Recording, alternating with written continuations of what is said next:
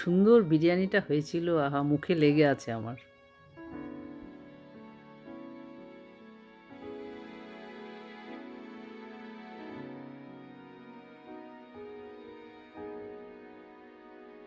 নমস্কার, good morning, welcome back to my channel Smriti's world. কেমন আছো তোমরা? আশা করি খুব ভালো আছো। তো দেখো, প্রত্যেক দিনের মতোই আমি যে সকালে লিকার চাটা মধু দিয়ে খাই, সেই চা আমি ছেঁকে নিয়েছি এবং এর সাথে মধু মিশিয়ে নিয়েছি। কারণ মধু দিয়েই চাটা আমি সকাল সকালে খাই। তাই এই ঠান্ডা লাগার পরে এই যে জ্বর, সর্দি, কাশি, এতে যদি এরকম আদা দেওয়া, মধু দেওয়া চা হয়, আহাহা! মন ভরে যাবে। দেখো, আমি চায়ের চুমুক দিয়েই অনেকটা এনার্জি ফিল করছি যে না, খুবই ভালো লাগছে। গলাটা যত আরাম লাগছে আর মনটাও ততটা আরাম লাগছে। খুবই ভালো লাগছে গরম গরম চাটা খেয়ে।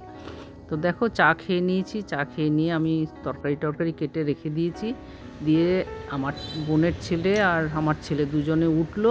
তাই আমি ব্যালকনি চলে এসেছি, তোমাদেরকে শিব মন্দিরটা দর্শন করালাম। আর এই নারকেল গাছটার উপরে কতগুলো পাখি যা কিচিরমিচির করছে, খুবই ভালো লাগছে।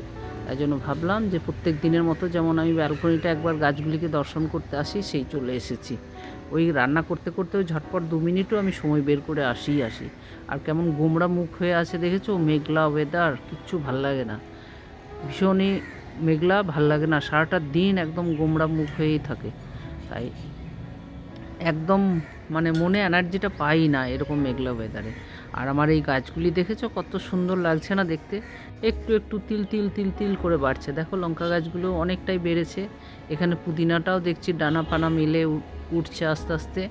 আর এই গাঁদা গাছটাতেও একটা ফুলের কুড়ি এসেছে, সেটাও ভালো লাগছে। জবা গাছটাও ভালোভাবে লেগে গেছে। তবে এইগুলো আমি পুরো চেঞ্জ করব। হয়তো আমার শরীরটা একটু ভালো হয়ে গেলে, আমি টাব তো এনেই রেখেছি, আমি সবগুলো গাছ চেঞ্জ করে অন্য অন্য টাবে লাগাবো।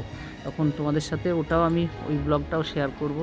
আর এখানে দেখো, আমার বোনের ছেলে আর আমার ছেলে দুজনে উঠে গেছে। বোনের ছেলের পরীক্ষা, ও ঝটপট কিছু খেয়ে চলে গেল পরীক্ষা দিতে। আর ছেলে উঠে বাথরুমে গেল। এখন মশারি টশারি সব পরে থাক, পরে প্রিয়ঙ্কা আসলে হয়তো গুছাবে বা ছেলেই হয়তো গুছিয়ে রেখে যাবে। আর এইখানে দেখেছো, সকালেই আমি কেটে রেখেছি একটু আলু পোস্ত করব, বেগুন ভাজা করব, মুগের ডাল করব, এইটুকু করব। তাই জন্য ভাতের চালের হাঁড়িতে জলটা রেডি করে রেখেছি, সবগুলো রেডি করে আছে। আর এখানে দেখো, এইগুলোর কাজটার মধ্যে কত ধুলো পড়েছে। আজ 2-3 দিন আমি কিচ্ছু করতে পারিনি। প্রিয়ঙ্কাও আসে, ঝটপট কাজ করেও বেরিয়ে চলে যায়, আমিও ওকে কিচ্ছু বলিনি আর ও করেনি। ওই ঘরেও দেখো বিছানা পড়ে আছে, আমি তুলতে পারিনি। তাই আমি ঝটপট রান্নাটা করে নিই। তাই আমি রান্নাঘরে এসে গেছি। ভাতের চালটা দিয়ে দেবো আর এখানে আলু পোস্ত বসিয়ে দেবো। বেগুনটাতে একটু নুন হলুদ মাখিয়ে সাইডে রেখে দিই, কারণ বেগুন ভাজা গরম গরম না খেলে একদম পোষায় না।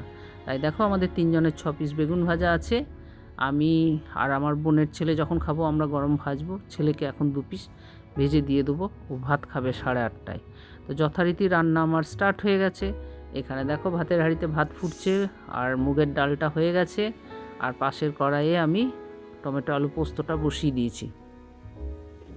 ব্যাস, কতক্ষণ, 3টে চুলোয় বেশিক্ষণ লাগে না। সকাল সকাল উঠে 7টায় তো উঠেইছি। আর এখানে দেখো, আবার ব্যালকনিতে এসেছি, ফ্লাইটটা যাচ্ছে, কত ভালো লাগছে না দেখতে? দেখেছো? তাই আমি তোমাদের সাথে শেয়ার করলাম যে মাথার উপর দিয়ে সারাদিনে কত যে ফ্লাইট নাবে তার ঠিক নেই। কিন্তু সব সময় সুযোগ হয় না, আসতেও পারি না। এখন সুযোগ পেলাম, তোমাদের সাথে শেয়ার করে নিলাম। আর এখন দেখো, ঘড়ি কাটায় 8:30 বাজে। আমার ছেলে কিন্তু খেতে বসে গেছে। ও খেয়ে নিক, খেয়ে নিলে আমি আবার একবার চা করে চাটা খাবো। আর এই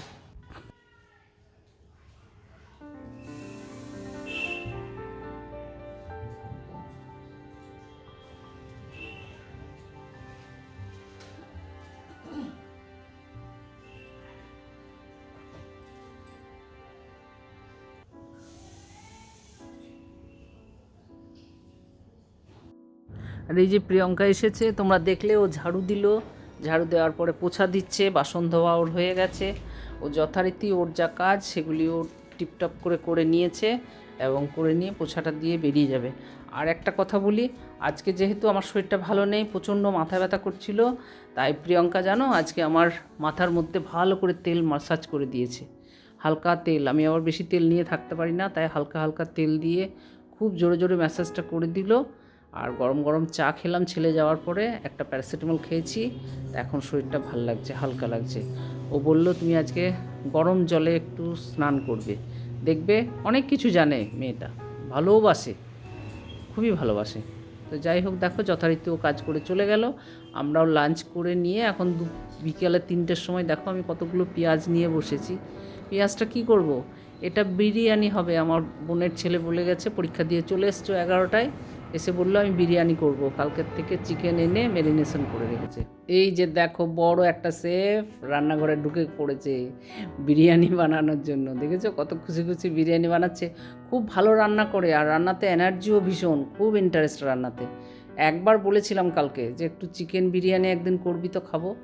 কালকে সন্ধ্যাবেলাতেই চিকেন নিয়ে এসে ম্যারিনেশন করে রেখেও দিয়েছে। আর এখানে দেখো চিকেন চাপের জন্য চিকেন চাপ করলো, আর এটা করবে কাজু পোস্ত বাটা রেখেছে চিকেন চাপে দেওয়ার জন্য।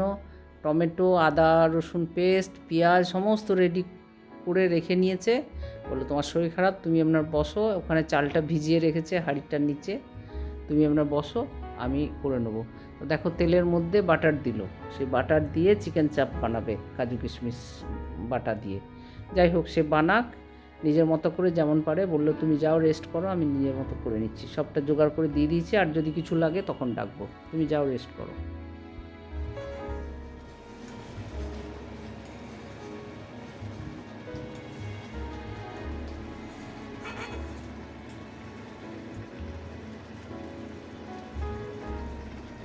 চিকেন চাপ,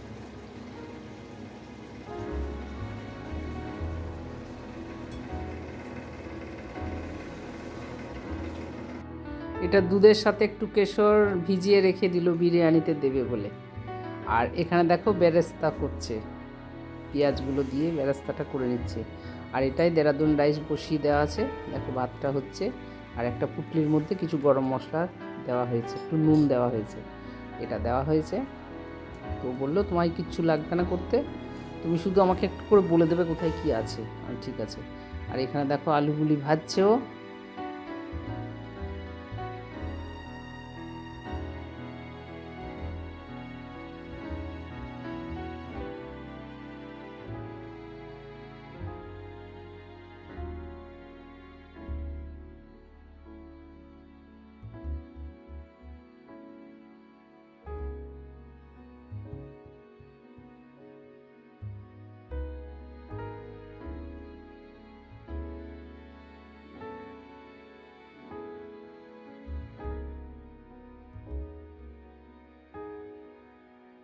ছেলে অফিস থেকে এসেই দেখো রান্নাঘরে ঢুকে পেরেছে বিরিয়ানির গন্ধ শুনেই। বিরিয়ানি এন্ড চিকেন চাপ।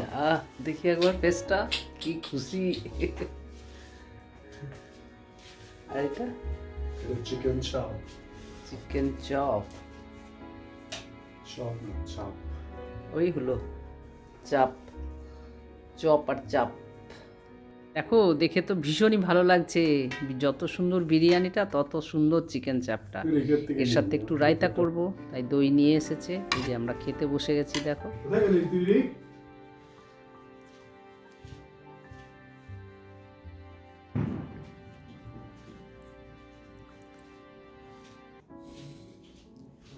ইয়াম্মি ইয়াম্মি বিরিয়ানি, আহা।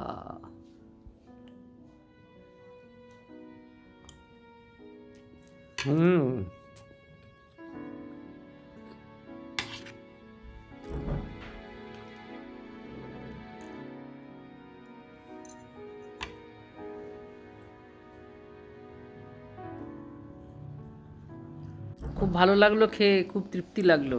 আর তার সাথে রায়তাটা যা জমেছে না, দারুণ। তোমরাও এইভাবে বানিয়ে খেও। যদিও আমি রেসিপি দিতে পারলাম না, তবুও বিরিয়ানি হয়, তাই না? মন ভরে বিরিয়ানিটা খেলাম, খুব ভালো লাগলো আজকের বিরিয়ানিটা খেয়ে। কারণ কয়দিন ধরে খেতে পাচ্ছি না, আর ভালোও লাগছিল না, একঘেয়েমি রান্না লাগছিল। তাই বললাম আজকে একটু বিরিয়ানিটা কর। আরও ভালো বিরিয়ানি করে, তাই করেছিল। চিকেন চাপটাও খুব টেস্টি হয়েছিল, কিন্তু যেহেতু আমার মুখের স্বাদ নেই, তাই আমি দুটো রিচ একসাথে খেতে পারলাম না। ও যেহেতু কষ্ট করে বানিয়েছে, আমি তাই একটু চিকেন চাপটা টেস্ট করলাম। দারুণ হয়েছে, মানে বড় বড় রেস্টুরেন্ট ফেল, এত সুন্দর চিকেন চাপটা হয়েছে। আর রায়তার সাথে বিরিয়ানিটা খেয়ে খুব তৃপ্তি হলো।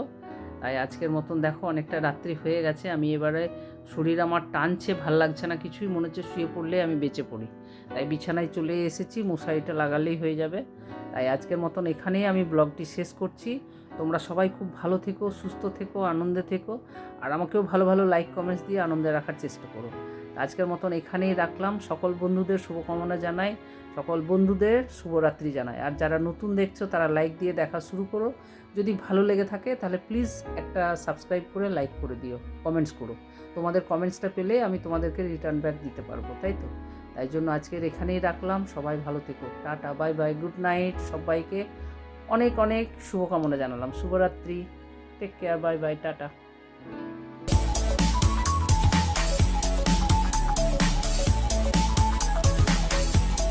Please subscribe.